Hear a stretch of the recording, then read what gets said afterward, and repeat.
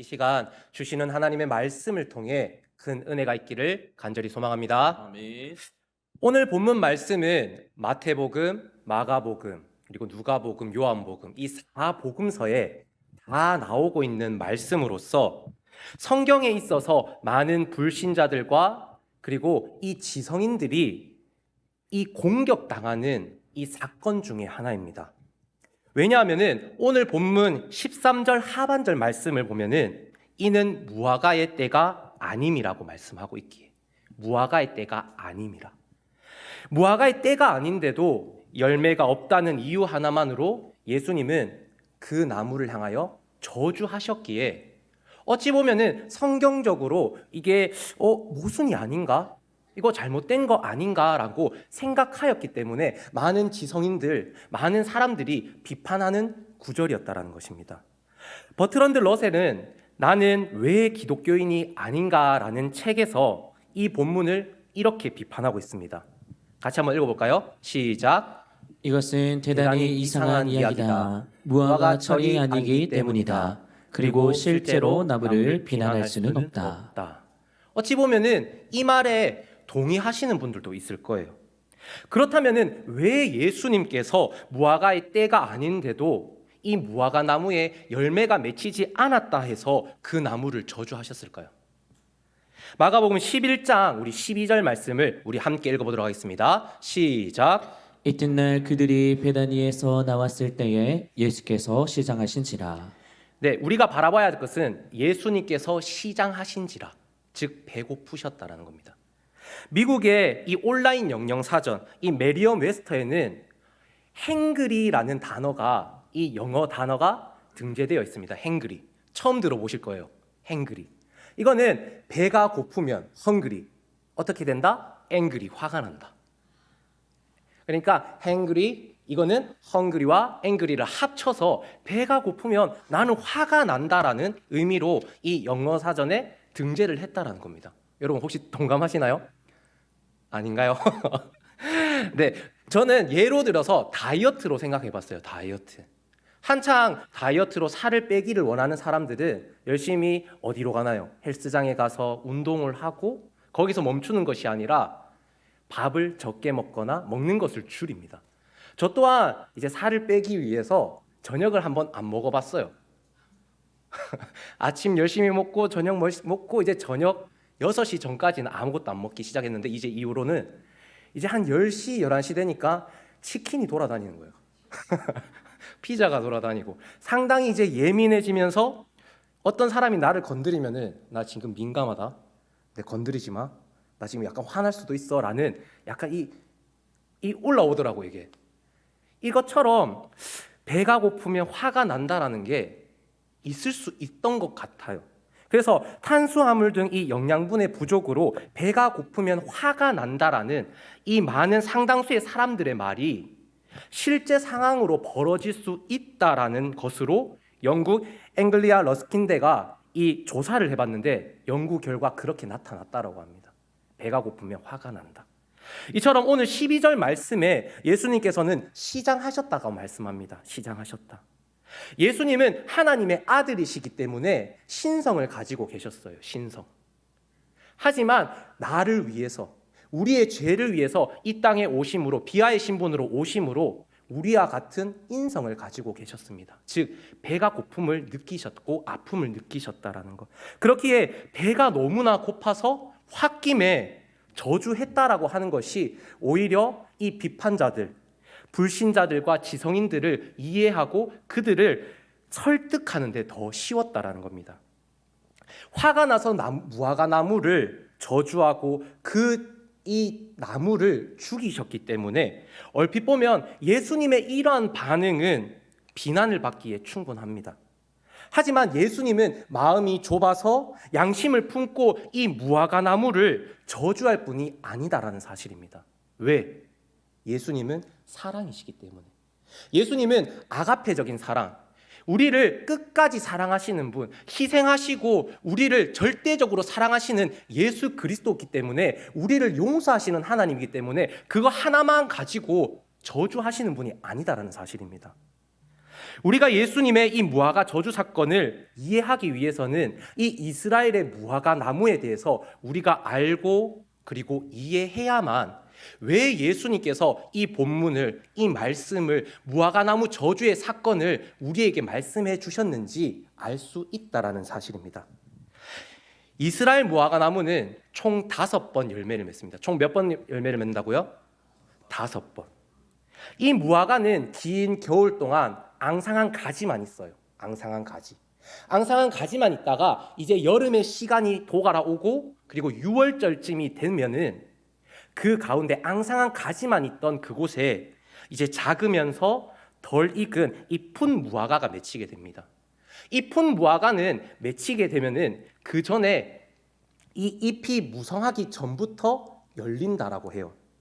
그래서 이 첫 무화과 열매는 히브리어로 파게라고 합니다. 파게. 첫 무화과 나무, 첫 열매 무화과 나무는 파게입니다. 파게. 여기서 우리가 주목해야 할 점은 이 무화과 나무에 파게가 열리지 않으면, 열매가 맺혀지지 않으면은 열매가 이제 전혀 열리지 않는다라는 사실입니다. 이 파게가 맺히고 점점 시간이 지나면 지날수록 이제 열매는 크고 탐스러운 아주 제대로 된 무화과 나무가 순차적으로 이제 몇 번 열릴까요? 4번. 이제 한 번에 열렸잖아요. 4번 열립니다. 이것을 히브리어로 테나라고 합니다. 테나. 그런데 여기서 의문점을 가지고 계신 분이 있을 거예요. 지금 우리가 마가복음을 보고 있는데 그러면은 신약 성경이면 헬라어에 대해서 얘기해야 되는데 왜 히브리에 대해서 계속 얘기하고 있나요? 라고 하는데 신약 성경의 이 히브리어는, 헬라어는 무화과 나무가 한 단어밖에 없습니다. 한 단어. 그리고 영어는 우리가 ESV나 NIV 다 살펴봐도 이 무화과 나무에 관련된 단어도 하나밖에 없다라는 것.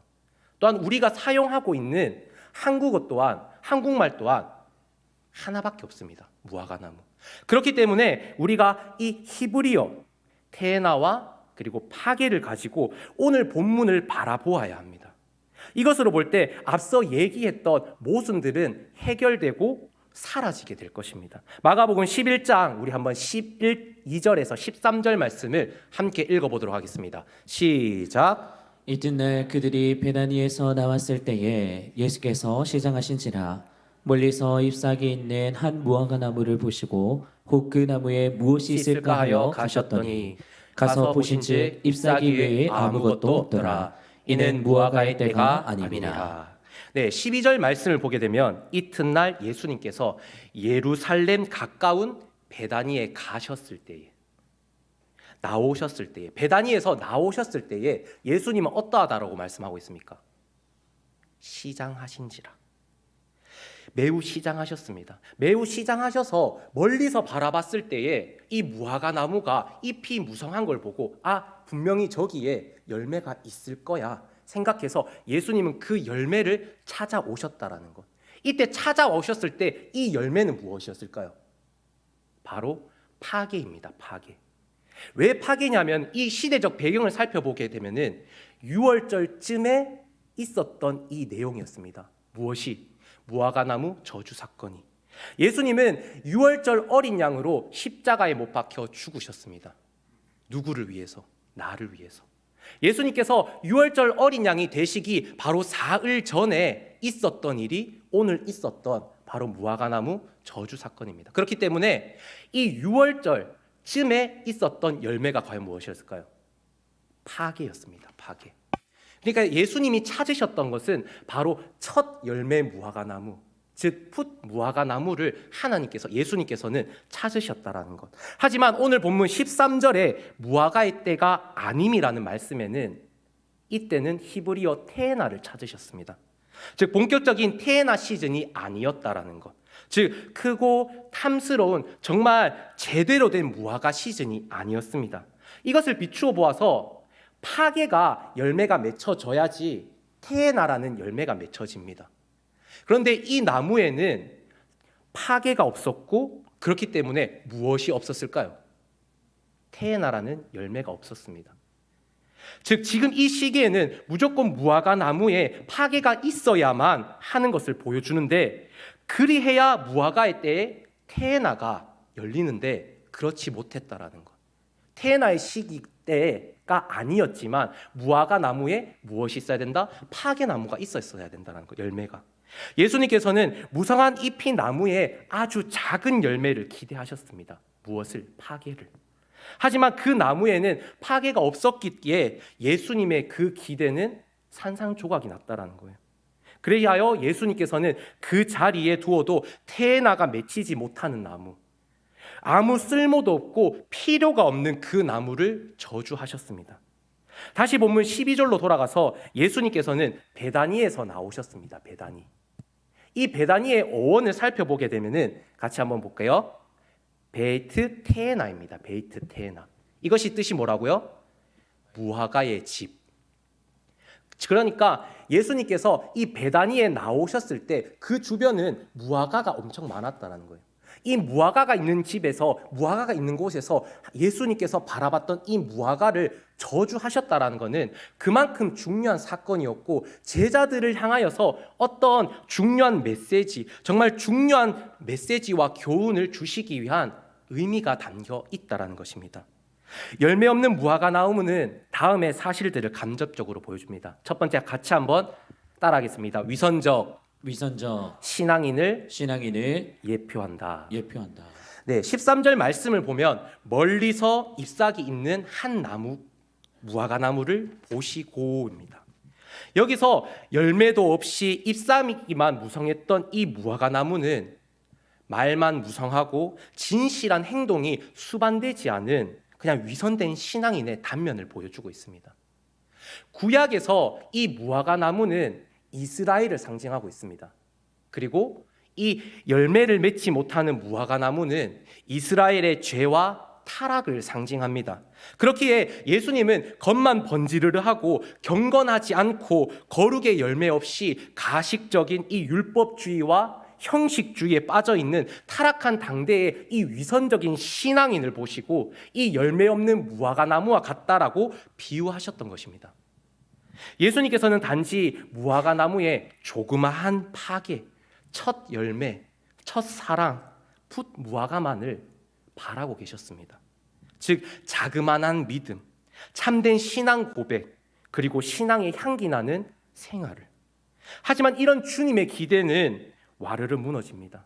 왜? 멀리서 바라봤을 때 정말 이 잎이 많았고 무성했기 때문에 무조건 그곳에 열매가 있어야 했는데 열매가 없었기 때문에 예수님의 그 기대와는 달리 정말 어이없고 정말 안타까운 현실을 바라봤을 때 예수님은 실망감에 가득 차 있었다라는 겁니다. 실망감에 계신 예수님께서는 이 위선적인 신앙인들, 즉 이 거칠의 신앙인들은 어떻게 된다라고 말씀하고 있는지 우리 한번 14절 말씀과 20절에서 21절 말씀을 함께 읽어보도록 하겠습니다. 시작. 예수께서 나무에게 말씀하여 이르시되 이제부터 영원토록 사람이 내게서 열매를 따먹지 못하리라 하시니 제자들이 이를 듣더라. 그들이 아침에 지나갈 때에 무화과 나무가 뿌리채 마른 것을 보고 베드로가 생각이 나서 여짜오되 라비여 보소서 저주하신 무화과 나무가 말랐나이다.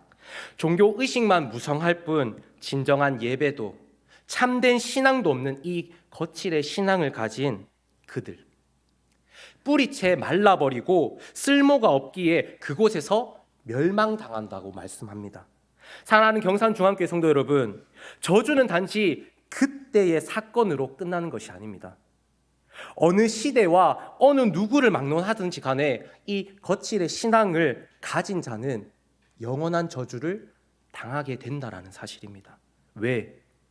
하나님을 믿는 사람이라면, 하나님의 자녀라면 내 그 마음속에 그 심령 가운데 하나님을 누구보다도 사랑해야 하고 하나님만을 섬기고 헌신하며 온전한 행함이 있는 믿음이 있어야 하기에, 믿음의 이 결실을 맺으며 믿음의 열매를 맺고 살아야 하기에 이제부터라도 나를 죽음에서 살리신 예수님 앞에 감사와 찬양을 올려드리며 진정한 예배를 올려드리는 여러분들 되기를 간절히 소망합니다.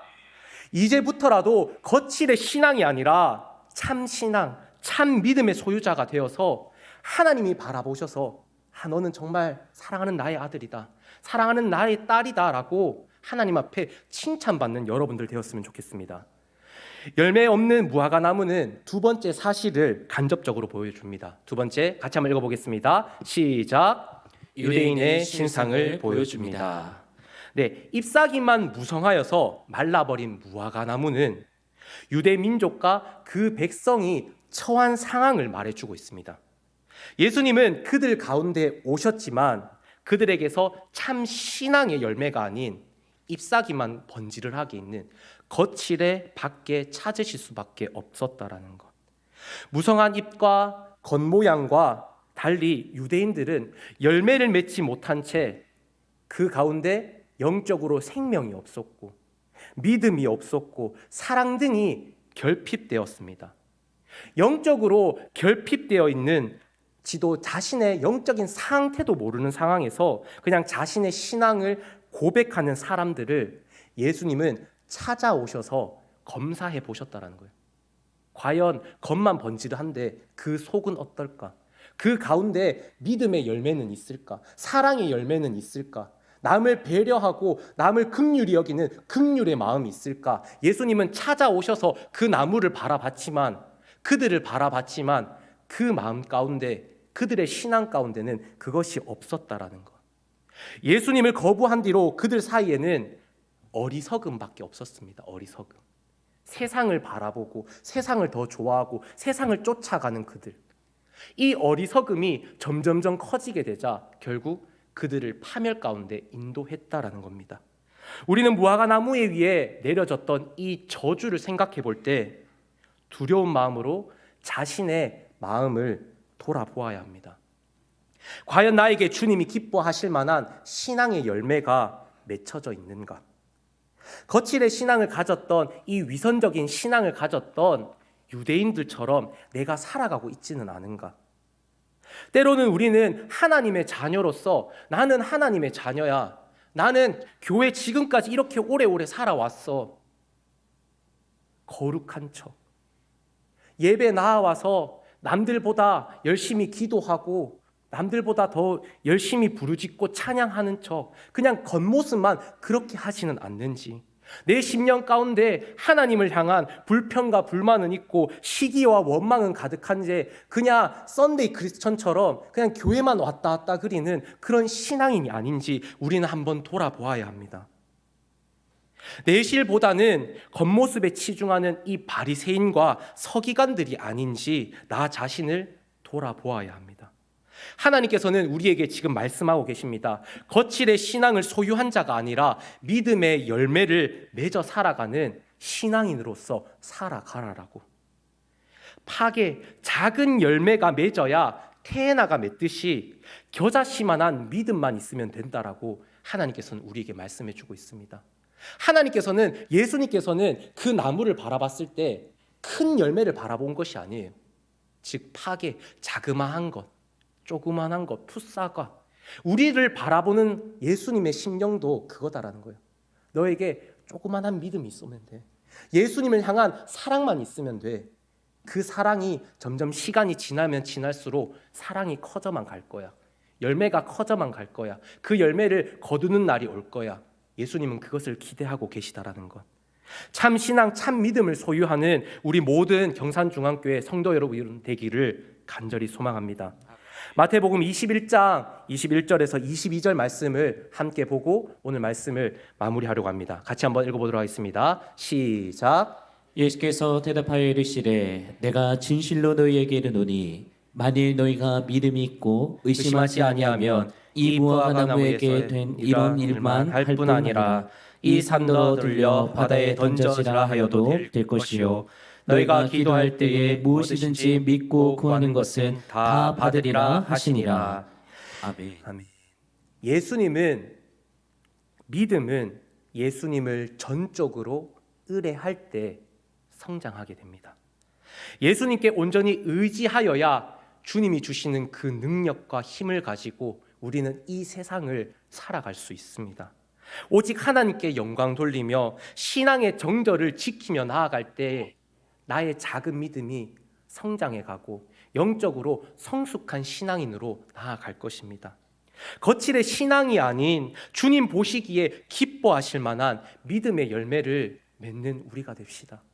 단지 겉만 번지르한 거칠의 신앙이 아니라 거칠의 겉만 봐도 앞만 봐도 모든 것이 믿음 가운데 살아가는 영적인 신앙인, 그 하나를, 그 한 사람을 예수님께서 찾고 찾으실 건데, 그 찾는 그 한 사람이 바로 여러분들, 바로 나 자신이 되기를 주의 이름으로 축원합니다.